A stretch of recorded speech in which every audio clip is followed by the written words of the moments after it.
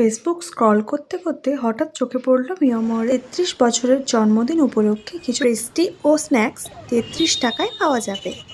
সেই আনন্দে আমি তিরিং তিরিং করে লাফিয়ে রওনা দিলাম মিয়ামরের দিকে। বাবা, গিয়ে দেখি আবার লাইন লেগে গেছে। 30 মিনিটের মতো দাঁড়িয়ে শেষ পর্যন্ত মিয়ামরের গেটের সামনে এলাম।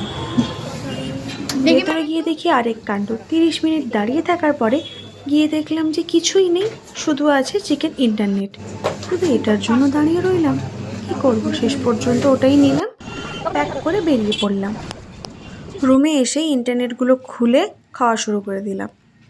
কিন্তু যতই ইন্টারনেট খাই মনটা ঠিক ভরল না।